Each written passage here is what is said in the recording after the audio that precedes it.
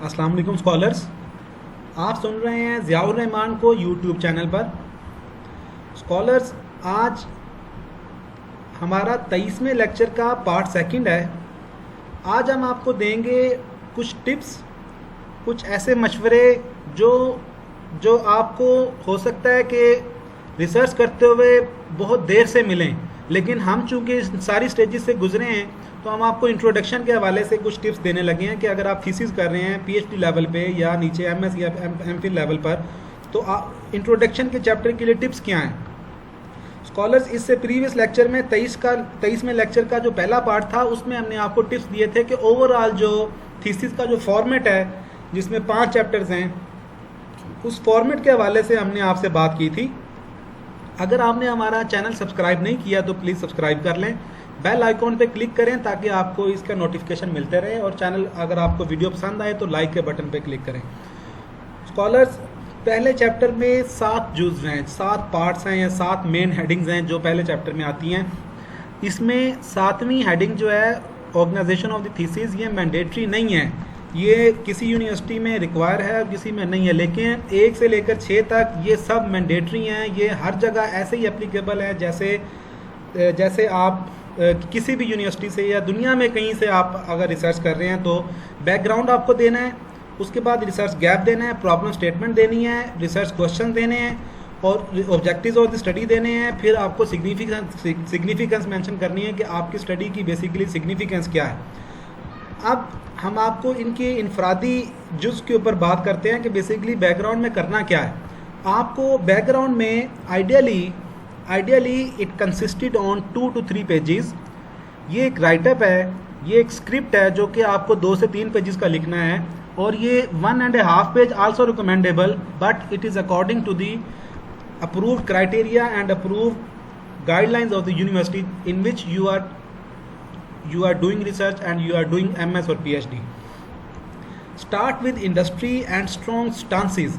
आपको इंट्रोडक्शन का chapter start लेना है अपनी इंडस्ट्री से, जिस इंडस्ट्री के ऊपर आप काम कर रहे हैं, और स्ट्रॉन्ग स्टेटमेंट्स आपको देनी है कि जो उस इंडस्ट्री की इंपॉर्टेंस के हवाले से आप मैक्सिमम 2 से 3 स्टेटमेंट इंटरकनेक्ट करके आप 2 से 3 सेंटेंसेस जो है वो आप उसकी इंपॉर्टेंस के लिखेंगे कि जी ये जैसे टेक्सटाइल है कि जी टेक्सटाइल जो है वो दुनिया जहान में हर मुल्क के जीडीपी में 15% ऐड करती है। जी पाकिस्तान की अगर आप स्टडी कर रहे हैं तो जी पाकिस्तान में 1970 तक तो जीडीपी की सबसे बड़ा मेन कंट्रीब्यूटर ही टेक्सटाइल था। जी इस तरह के स्ट्रॉन्ग स्टेटमेंट्स आपको मेंशन करनी है परसेंटेज के साथ, या उसकी किसी और इसी तरह की न्यूमेरिक फिगर्स के साथ अगर ना भी हो तो आपको क्वालिटेटिवली या आपको कुछ वर्ड्स के साथ भी उसकी इंपॉर्टेंस को जाहिर करना है। जैसे अगर आप आईसीटी या इंफॉर्मेशन टेक्नोलॉजी में आप अगर काम कर रहे हैं तो आपको आर्टिफिशियल इंटेलिजेंस के ऊपर बात करनी है कि जी आर्टिफिशियल इंटेलिजेंस की वजह से ग्लोबलाइजेशन जो है वो बहुत रैपिडली चेंज हो रही है और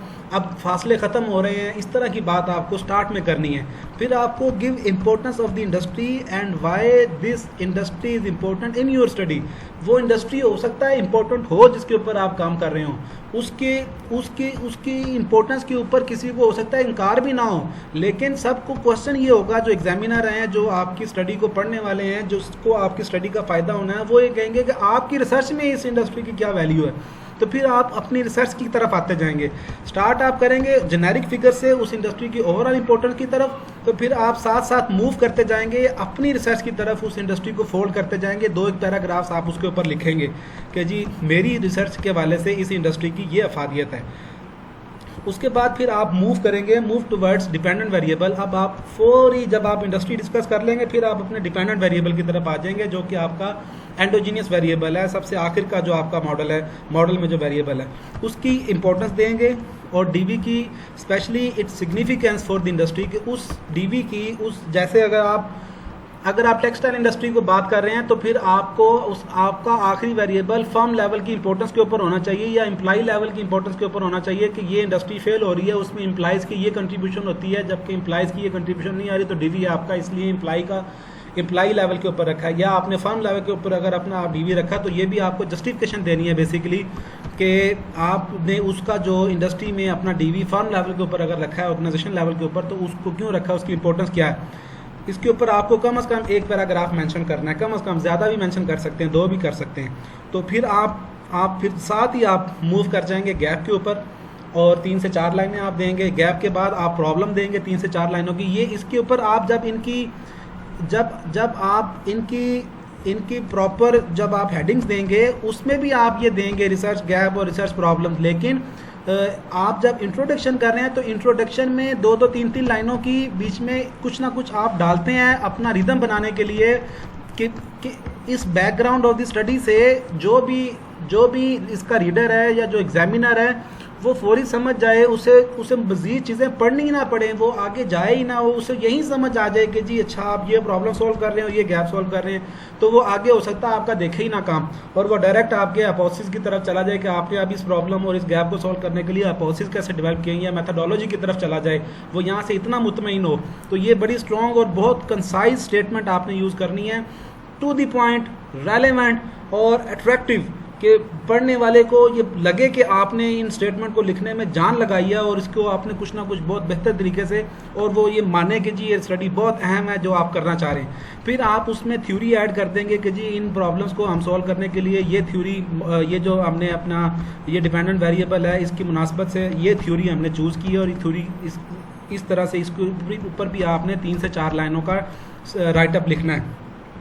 फिर आप अब यहाँ जब आप थ्योरी ऐड कर देंगे तो फिर आपको अपना कॉन्सेप्चुअल मॉडल को बेसिकली यहाँ बताना है कि जो आपने आईवी लिया, जो आपने मीडिएटर लिया या मॉडरेटर लिया, जो भी आपका पूरा मॉडल है, अब यहाँ आपको 2 पैराग्राफ्स में बेसिकली अपने इस पूरे मॉडल को बताना है कि जी मैं ये स्टडी कर रहा हूँ। वो बैकग्राउंड ऑफ द स्टडी तब पूरा होता है जब आप अपने पूरे मॉडल को नीचे 1 गो में डिस्क्राइब करें कि जी ये स्टडी में ये कुछ हो रहा है। अब उसके बाद आपके लिए कुछ मज़ीद टिप्स ये हैं कि आप लेटेस्ट रेफरेंसेस यूज़ करें, साइट करें। अगर आप 2020 पे स्टडी कर रहे हैं तो आप 18, 19, 20 के रेफरेंसेस बैकग्राउंड में नज़र आने चाहिए। लेकिन बैकग्राउंड जो पहला चैप्टर है, इंट्रोडक्शन का जो चैप्टर है, जहाँ बैकग्राउंड में आपने रेफरेंसेस इतने ज़्यादा इस्तेमाल नहीं करने। आप एक पैराग्राफ में 4 से 5 से ज़्यादा रेफरेंसेस ना हो। ये लिटरेचर में आप जितने मर्जी रेफरेंस ऐड करें, यहाँ कम रेफरेंस ऐड करें। फिर आप अवॉइड करें कि पहले चैप्टर में आप बैकग्राउंड में कोई टेबल या फिगर ना दें, अगर है तो वो आप लिटरेचर रिव्यू में ले जाएं, या आप सिर्फ रेलेवेंट टू द पॉइंट बात करें। फिर अगर आप कोई फिगर कोड कर रहे हैं तो वो आप किसी रिसर्च पेपर में अगर वो फिगर्स आए हुए हैं, जैसे कि आप ये कहें कि पाकिस्तान में अनएम्प्लॉयमेंट इतनी है, तो वो फिगर आप ऐसा फिगर जो आप किसी गवर्नमेंट की ऑफिशियल वेबसाइट से या गवर्नमेंट के इदारे से ले सकते हैं, तो वहाँ आप फिर रेफरेंस साइट ना करें किसी रिसर्चर के पेपर का, आप फिर वही वेबसाइट गवर्नमेंट की मेंशन करें या गवर्नमेंट का वो इंस्टीट्यूट या गवर्नमेंट का वो पॉलिसी डॉक्यूमेंट साइट करें कि इस डॉक्यूमेंट से मैंने लिया, उसकी ऑथेंटिसिटी ज़्यादा है। और जो भी फैक्ट्स एंड फिगर्स आप देंगे उसके लिए आप हत्तुल इम्कान कोशिश करें कि आपके पास उसका सोर्स ऑथेंटिक हो। अगर वो किसी पेपर में रिपोर्ट हुआ है तो आप ये देखें पेपर ने कहाँ से रिपोर्ट किया है, क्या आप उसका कोई ऑथेंटिक इदारा या उसका कोई असल इंस्टीट्यूट जहाँ से वो फिगर जनरेट होती हैं उसको अगर आप साइट कर सकते हैं तो वो बहुत बेहतर है। और इसके साथ हमने आपको ये जो बैकग्राउंड का चैप्टर है इसको प्रैक्टिकली भी हमने आपको अपने 32वें लेक्चर के पार्ट फर्स्ट में करके दिखाया है, जिसमें मैंने अपने पर्सनल थीसिस में से आपको दिखाया कि मैंने बेसिकली ये इंट्रोडक्शन का चैप्टर कैसे लिखा। फिर कुछ हमने आपको जर्नल्स के कुछ डाउनलोड करके जो पब्लिश रिसर्च है उसमें से भी प्रैक्टिकल दिखाया। तो 32वें का पार्ट फर्स्ट भी लाजमी देखें आप। अब इसी तरह फिर रिसर्च गैप है, ये बेसिकली आइडियली ये एक पेज की से ज़्यादा नहीं होनी चाहिए, लेकिन आप मोर देन 1 पेज भी लिख सकते हैं, रिकमेंडेबल है, लेकिन कोशिश करें इसको एक पेज के अंदर आप क्लोज करें। अब इसमें आप जो एक पेज में क्लोज करेंगे उसमें आपको थोड़ा एहतियात करना है कि आपको फर्स्ट चैप्टर में रिसर्च गैप आपको इतना ज़्यादा डिटेल में नहीं लिखना। जो बड़े गैप हैं वो बड़े गैप आपको लिख देने हैं कि जी ये गैप हैं। ये जब आप हाइपोथेसिस डेवलप करेंगे वहाँ आपको फिर इंफरादी तौर पर ये सारे गैप्स का पता होना चाहिए, क्या कि लिटरेचर में या जो कंटेंट आप स्टडी कर रहे हैं, जिस डोमेन में आप काम कर रहे हैं, साइकोलॉजिकल कैपिटल है या आपका लीडरशिप है या आपका एंटरप्रेन्योरशिप है या ह्यूमन रिसोर्स मैनेजमेंट है या आप फाइनेंस के हैं या आप सोशल साइंसेज के हैं, आप जिस भी आपको कंटेंट के ऊपर गैप का पता होना चाहिए। फिर जिस मुल्क में, जिस एरिया में, जिस लोकेशन पे आप वो, जिस सोसाइटी की आप वो रिसर्च कर रहे हैं, उसका कॉन्टेक्स्ट आपको पता होना चाहिए। कंटेंट और कॉन्टेक्स्ट के गैप का आपको पता होना चाहिए। फिर आपको थ्योरी का पता होना चाहिए कि इस थ्योरी में इस टाइम क्या गैप मौजूद है, जो आपकी इस वेरिएबल्स के हवाले से जो आप इस टाइम टेस्ट करने जा रहे हैं थ्योरी। फिर आपको हाइपोथेसिस के हवाले से भी पता होना चाहिए कि ये जो रिलेशनशिप मैंने बनाए हैं, इनमें से कौन से रिलेशनशिप आज तक बना ही नहीं है, नॉवेलिटी क्या है इस मॉडल में। फिर आपको मेथडोलॉजिकल भी गैप का पता होना चाहिए कि ये इतना ज़रूरी नहीं है, लेकिन फिर भी अगर मेथडोलॉजिकल गैप भी मौजूद है, अगर किसी ने क्वालिटेटिवली स्टडी को किया तो आप बताएंगे कि जी मैं पहला हूँ जो क्वांटिटेटिवली स्टडी को कर रहा हूँ, या क्वांटिटेटिवली पहले हो चुका है लेकिन सिर्फ कोरिलेशन और रिग्रेशन के हवाले से हो चुका है। इसका स्ट्रक्चरल इक्वेशन मॉडलिंग या वो वेरिएबल्स जो जिनके नीचे डायमेंशन है उन वेरिएबल्स की, जो मल्टी कंस्ट्रक्ट लेवल के वेरिएबल्स हैं, उन वेरिएबल्स को अभी तक टेस्ट नहीं किया गया है, इसलिए मैं ये टेस्ट कर रहा हूँ। तो ये मेथडोलॉजिकल भी आप मेंशन कर सकते हैं। तो उसके बाद आपको ये करना है, give gap in application of analysis approach. तो आपको एनालिसिस की अप्रोच को भी देखना है कि जो आप रिजल्ट्स को एनालाइज करेंगे उसमें भी ये हो सकता है कोई गैप हो, आप नया कोई तरीका ऐसा ले आएँ जो अभी नया लेटेस्ट आया है। तो हर आने वाले वक्त के साथ ये एनालिसिस के तरीके बदल रहे हैं, तो आप ऐसा एनालिसिस की अप्रोच को भी यूज़ कर सकते हैं गैप में। अब इसमें भी आप हमारा 32वें लेक्चर का पार्ट सेकंड देखें, जिसमें हमने आपको रिसर्च गैप को प्रैक्टिकली अपने थीसिस से दिखाया कि ये क्या है, बेसिकली मैंने इसको कैसे लिखा, कैसे फिर जस्टिफाई किया और कैसे उसे प्रूव करवाया। Problem statement less than 1 page, ये आधे पेज से कम होनी चाहिए। इन ओन वर्ड्स, ये आपके अपने ज़ाती अल्फाज हैं। और देखें, प्रॉब्लम स्टेटमेंट में आपको रेफरेंस नहीं इस्तेमाल करने हैं, आपको साइटेशन नहीं देनी है, ये आपके अपने अल्फाज हैं। फिर यूज़ मिनिमम रेफरेंसेस, अगर बहुत ज़रूरी भी हुआ तो आप इक्का दुक्का कहीं रेफरेंस ऐड कर भी लें, तो लेकिन बहुत मिनिमम रेफरेंस जहाँ उसको मेंशन किए बगैर गुजारा ना हो। Problem related to the industry, अब आपको यहाँ प्रॉब्लम जो देनी है वो जो इंडस्ट्री को प्रॉब्लम जो स्टडी आप कर रहे हैं, टेक्सटाइल पर कर रहे हैं, आप कर रहे हैं सर्विस सेक्टर पे कर रहे हैं, आप मैन्युफैक्चरिंग सेक्टर पे कर रहे हैं, आप गवर्नमेंट ऑर्गेनाइजेशन पे कर रहे हैं, तो आपको वो इंडस्ट्री है आपकी, तो आपको इंडस्ट्री से रिलेटेड प्रॉब्लम देनी है। व्हाट लॉस इज अकरिंग और ऑलरेडी अकर्ड, बेसिकली आपको प्रॉब्लम स्टेटमेंट में ये बताना है कि क्या लॉस अब तक हो चुका है या क्या लॉस होने जा रहा है अगर इस प्रॉब्लम को सॉल्व नहीं किया जाएगा। ये देखें, what potential loss is anticipated और expected if this problem is not solved. Your problem statement looks a live problem of present day. ये बहुत बड़ी बात है। स्कॉलर जो हैं वो कोशिश ये करते हैं, बाज़ का रिसर्चर्स के थीसिस में वो ऐसी जनरल स्टेटमेंट लिख देते हैं जो कि हर ज़बान ज़्यादा आम बात होती है, लेकिन उसके हवाले से फिर जब अथेंटिक चीज़ पूछी जाती है तो वो आंसरलेस हो जाते हैं।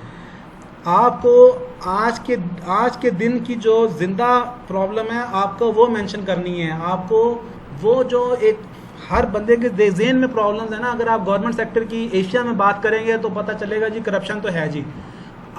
आप अगर पुलिस स्टेशन की बात करेंगे, उनकी सर्विसेज की बात करेंगे तो पता चलेगा कि ड्यूटी से इग्नोरेंस तो है जी।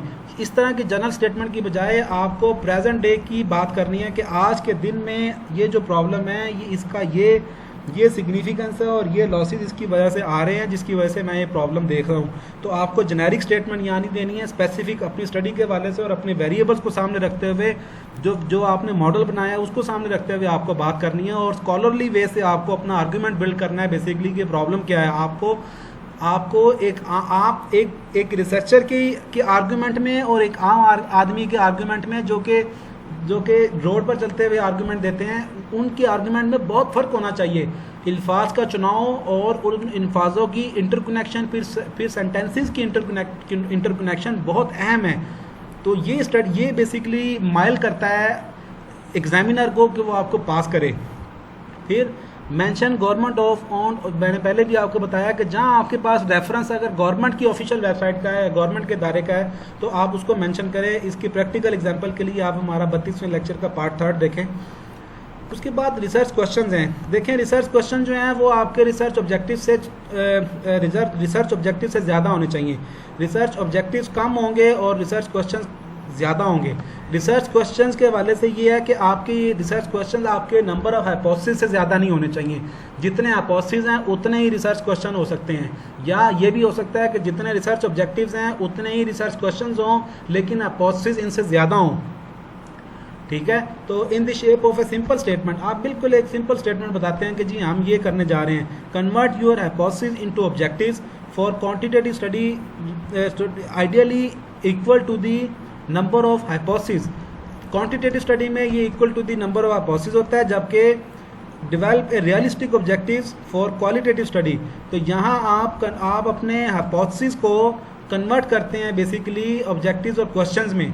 तो लेकिन जो क्वांटिटेटिव स्टडी में, लेकिन जब आप क्वालिटेटिव स्टडी कर रहे हैं तो आपको एक रियलिस्टिक ऑब्जेक्टिव जो हैं या क्वेश्चन जो हैं वो आपको ढूंढ कर लाने हैं, कि क्योंकि आप यहाँ एक्सप्लोरेटरी या डिस्क्रिप्टिव लेवल के ऊपर स्टडी कर रहे हैं, जबकि क्वांटिटेटिव स्टडी में आप एक्सप्लेनेटरी लेवल की स्टडी कर रहे हैं, जिसमें बहुत सारा कुछ इस फिनोमिना के हवाले से पहले से नॉन होता है, पहले से मौजूद होता है, पहले से पता होता है। क्वालिटेटिव स्टडी में हो सकता है कि जिस फिनोमिना को आप स्टडी कर रहे हैं उसके हवाले से पहले से बहुत ज़्यादा डाटा या बहुत सारी रिसर्च मौजूद ही नहीं है, रिकमेंडेशन है ही नहीं, और वो रिसर्च वो फिनोमिना पहली दफ़ा पेश आ रहा हो, तो इसलिए वहाँ आप डेवलप करते हैं, रियलिस्टिक ऑब्जेक्टिव डेवलप करते हैं या क्वेश्चंस या रिसर्च क्वेश्चन डेवलप करते हैं। तो इसी तरह जब आप क्वांटिटेटिव स्टडी में बेसिकली आप अपने हाइपोथेसिस को ही कन्वर्ट करते हैं ऑब्जेक्टिव्स में, या ऑब्जेक्टिव्स को हाइपोथेसिस में कन्वर्ट करते हैं, वाइस वर्सा अप्रोच है ये।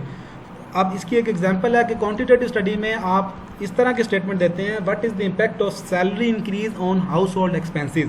जबकि अगर आप क्वालिटेटिव स्टडी कर रहे हैं तो आप ये करेंगे कि to get an general understanding about customers behaviour when their salaries increase. तो ये डिफरेंस है बेसिकली। तो यहाँ इसके हवाले से एक टिप ये है कि आपको यहाँ रेफरेंस साइट नहीं करना है, रिसर्च ऑब्जेक्टिव्स और रिसर्च क्वेश्चंस में रेफरेंस साइट नहीं करना है। रिसर्च क्वेश्चंस के साथ इसी तरह ही बिल्कुल सिमिलर पैटर्न पे रिसर्च ऑब्जेक्टिव्स बनते हैं in the shape of a statement, not more than 3 और 4 objectives are less than research questions. ये आइडियली रिसर्च क्वेश्चन से कम होने चाहिए, लेकिन आप उसके बराबर भी रख सकते हैं, रिसर्च क्वेश्चन के बराबर भी इसको, जितने जो क्वेश्चन है उसी को आप स्टेटमेंट को कन्वर्ट कर दें ऑब्जेक्टिव्स की शेप में। अगर आप क्वांटिटेटिव स्टडी कर रहे हैं तो क्वांटिटेटिव स्टडी की एग्जांपल जो होगी तो वो ये होगी, to investigate whether salary has a significant impact on expenses. अगर आप इसी तरह क्वालिटेटिव स्टडी कर रहे हैं तो उसकी जो एग्जांपल होगी वो ये होगी कि to examine the role of salary increase for expenses and to recommend policy direction. देखें, जो क्वालिटेटिव स्टडी है उसमें जो स्टेटमेंट आप यूज़ कर रहे हैं ये एक सोशली कंस्ट्रक्टेड या ये आर्ग्यूएबल स्टेटमेंट है। इसमें पॉइंट ऑफ व्यू डिफरेंस हो सकता है पर्सन टू पर्सन, लेकिन जब आप क्वांटिटेटिव स्टडी कर रहे हैं तो उसमें आपको एक एग्जैक्ट आंसर देना है अपनी बात का। ये डिफरेंस है क्वांटिटेटिव और क्वालिटेटिव स्टडी में। फिर उनके ऑब्जेक्टिव्स की सेटिंग में और रिसर्च क्वेश्चन की सेटिंग में फिर आपको ये बताना है, no need to mention citation. आप 32वें लेक्चर का पार्ट 5 देखें, इसकी प्रैक्टिकल एग्जांपल वहाँ दी गई है। अब है सिग्निफिकेंस। बेसिकली ये जो मैंने आपको यहाँ थ्योरेटिकल और अप्लाइड कंट्रीब्यूशन मैंने आपको सेपरेट करके दिखाई है, ये आप एक ही हेडिंग में भी लिख सकते हैं, लेकिन फिर ये आपकी एबिलिटी होनी चाहिए कि आप उनको एक ही हेडिंग में, अगर आपने सिग्निफिकेंस ऑफ द स्टडी में मेंशन कर दिया, लेकिन आपको खुद पता हो कि ये जो मैंने सिग्निफिकेंस लिखा है ये थ्योरेटिकल है और ये अप्लाइड है। Theoretical significance basically what strategy add in theory और fill the gap in theory और ऐड इन लिटरेचर और बॉडी ऑफ नॉलेज। आप बेसिकली बॉडी ऑफ नॉलेज में या लिटरेचर में आप क्या ऐड कर रहे हैं? जो थ्योरी है वो भी पार्ट है बॉडी ऑफ नॉलेज का या लिटरेचर का, आप उसमें क्या ऐड कर रहे हैं? जो आपका कंटेंट है, बेसिकली जो कंटेंट है उसमें जो आप ऐड कर रहे हैं वो कंटेंट आपका एंटरप्रेन्योरशिप हो सकता है, लीडरशिप हो सकता है, साइकोलॉजिकल कैपिटल हो सकता है, सोशल साइंसेज का कोई भी हो सकता है, फाइनेंस के लोगों का कोई हो सकता है, लेकिन आप उसमें लिटरेचर में क्या ऐड कर रहे हैं बेसिकली, ये थ्योरेटिकल सिग्निफिकेंस है। और अप्लाइड सिग्निफिकेंस बेसिकली है कि how this study helpful for the business owners, top management, managers, policy makers, government. तो जब आपने सिग्निफिकेंस दे दिया तो ऑर्गेनाइजेशन ऑफ द थीसिस ये मैंडेटरी पार्ट नहीं है, लेकिन बहुत सारी यूनिवर्सिटीज़ में मांगा जाता है। ये बेसिकली एक पैराग्राफ है जिसमें आप ये बताते हैं कि ये थीसिस 5 चैप्टर पर मुश्तमिल है, पहले चैप्टर में हमने ये किया, दूसरे में ये किया, चौथे में ये किया।